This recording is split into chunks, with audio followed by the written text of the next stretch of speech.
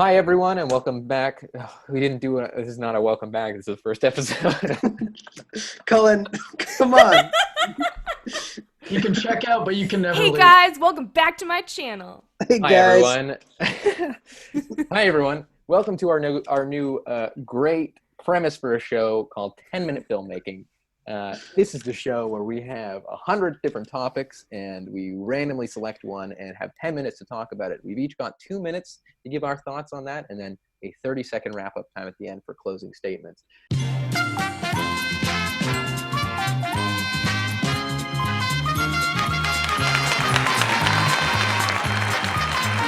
We are starting. Okay, so what I was thinking about when I wrote this premise was the idea that Alien as a film should never have existed. So it was written by people who were just like, oh, let's come off. Dan O'Bannon had just come off of Dark Star and was trying to make something else. But it almost could not have happened because what was being made at the time was Jodorowsky's version of Dune, which there's actually a really good documentary on Jodorowsky's Dune that's worth checking out. But everything that led up to this movie being created was like an absolute impossibility. The just from everyone came off of Jodorowsky after having it collapse in pre-production. And you had a bunch of like people who were set up for a sci-fi movie at Fox, and everyone just moved over to Alien, and it was just this perfect storm of a movie where its production and its crew, I'm having a hard time stumbling over this because I know I've got 30 seconds left. It is the best film Ridley Scott's ever made because it was out of his power, because the actors and everything that went into it were just a perfect storm of like happenstance and talent. It is just something that just has a life of its own beyond the principles involved. I think that's what I'm getting at. I don't think I did a very good job, and I have 10 seconds. So it's just like it was impossible. It's an impossible movie to make, and it just came together impossible. Oh man, I did a terrible job. Yeah. Sure. I would probably have to go with Tetsuo the Iron Man. I just got the Shinya Tsukamoto Arrow video box set, which if you haven't checked it out yet, is a wonderful series of restorations.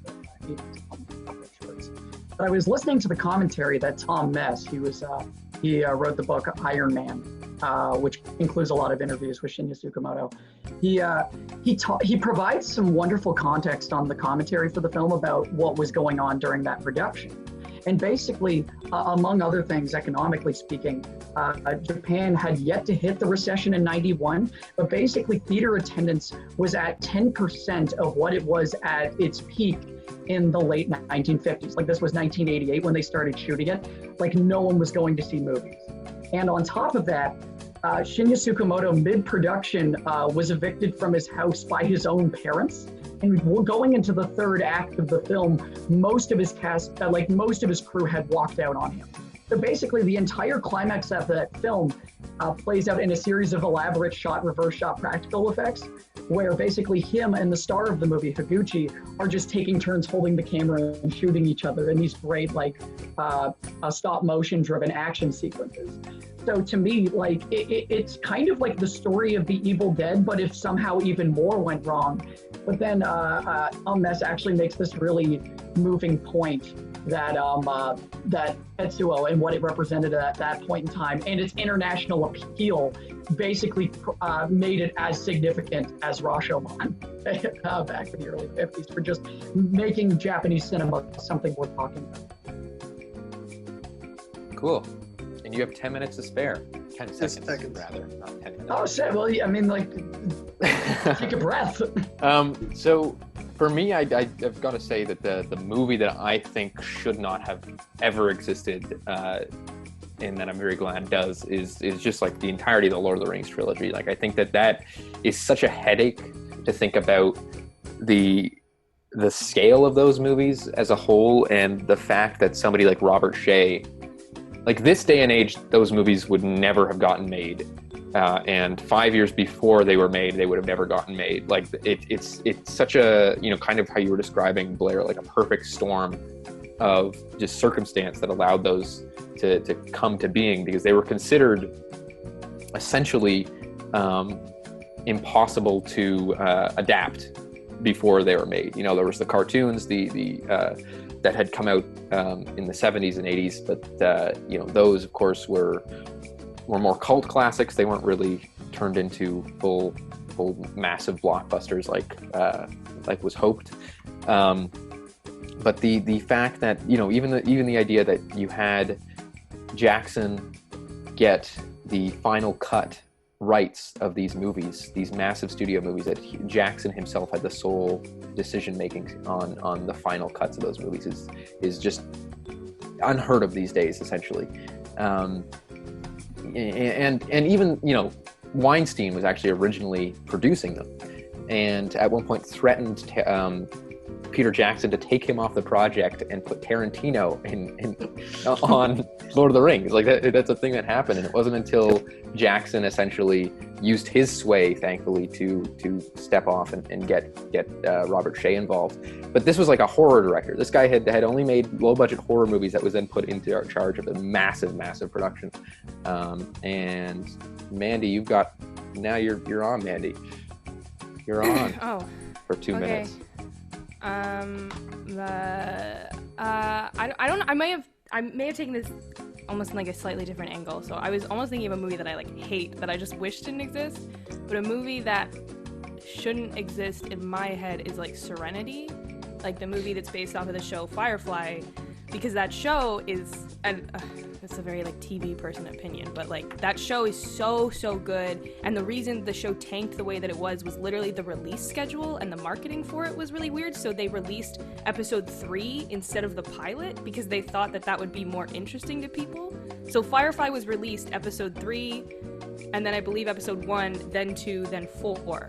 So when you watched it on TV live, it didn't make any sense. So no one liked it because everyone was like, this show doesn't make any goddamn sense. Then the show tanked, and the fact that movie was even able to be made, the fact that they were able to wrap up all these storylines, and I don't know much about the actual production of it, but I know that there wasn't a whole ton of interest or money or faith put behind it. But it's also that's one of my favorite TV show finales that ends in a film, where it properly feels like a episode of the show that is faithful to the show, but also in the format of film, and using that as an effective way to close out the story. So I guess that movie, I'm glad it exists, but it in theory shouldn't. Right. Okay, we have 2.5 minutes, and we can just, I guess, discuss. I actually wanted to comment on yours, Blair. We've had this conversation a bunch of times, but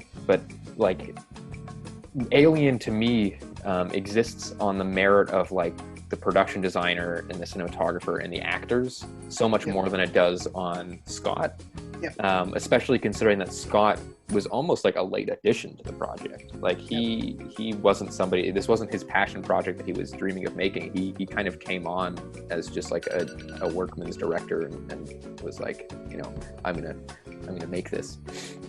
Well, by that token, don't you think that being a good director is also letting people to their own devices if you're confident that they can carry out the duty? What specifically do you think is bad about Scott's direction? I don't have an issue with Scott's direction. What I'm saying though is the fact that if that was a starting film, he makes a bunch of mistakes in prior films, which makes me think that that was something more